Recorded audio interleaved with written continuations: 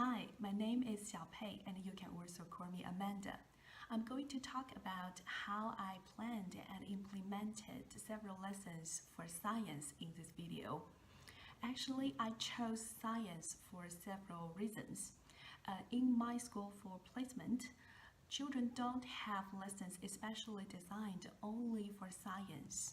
In this term, actually they do have gardening lessons every Wednesday, but I thought that was not enough. The second reason is I actually did a survey with my children. I asked them to choose from 4 learning areas that I could teach: PE, arts, health, and science. And most children shouted, "Science! We want science!" So that was another reason. The third one is actually during my study in uni, I already designed several playful learning and teaching activities for the course of play and playful learning. So this time I thought it was an ideal opportunity for me to actually implement and develop them. Before I planned these lessons, first I checked the Australian curriculum and looked for understandings and knowledges for my children in this year level. In my class, they are foundation and year 1 students. And then I gathered some prior knowledge of my children from conversation, questions, their free play during recess, and their previous work samples. And then I chose chemical science and earth and space science as the 2 substreams. I planned 3 lessons for science. The first one is making Play-Doh to explore chemical science. The second one is about plants and leaves under seasonal change. The third one has combined these 2 as well as visual arts. It was to make leaf prints with Play-Doh and hold a gallery walk in the classroom. In the lesson of making Play-Doh, I divided children into small groups and worked with each group.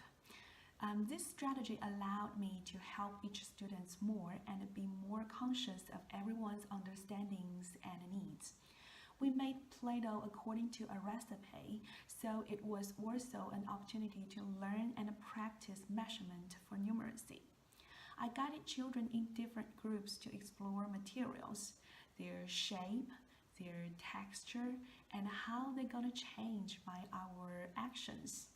We did some experiment on mixing colors to get a new color, or see what will happen if we mix up flour, oil, salt, and water. Children were obsessed with this change.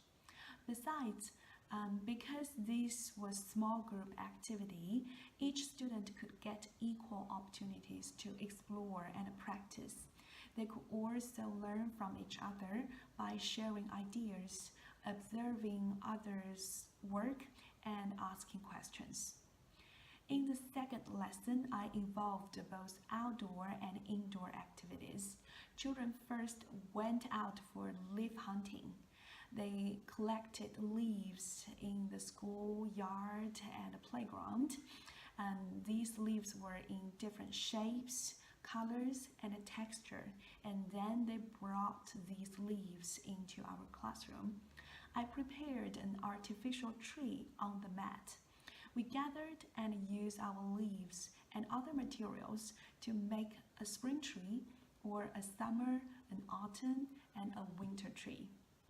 In the third lesson, children explored leaves by making leaf prints with Play-Doh. They were very creative and engaged in this activity. And then the gallery walk made them so proud of their artworks, and it was also an excellent opportunity for peer learning. Or through these activities, I also shared some videos, pictures, and books related to these topics. So by using all of these strategies, children were actively engaged in their learning and explored as much as they could. This is something I use to manage children's behavior. Of course, teachers could use reminders, warnings, or timeout to punish students, but I prefer positive reinforcement.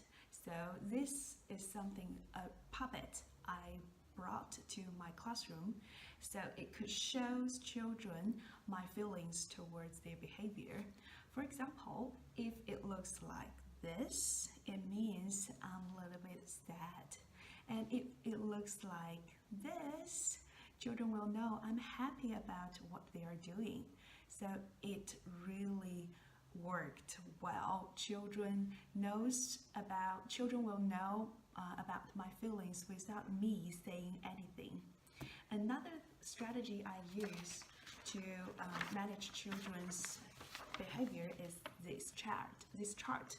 I got their names here, and I gave them stars when I thought they are doing great. So I consulted this with my supervising teacher, and we got this policy for them, like 3 stars equals a pebble, and 100 pebbles equals a party. And in the end of my 2 block weeks, they actually got a party. So children were so excited about this, and they loved this.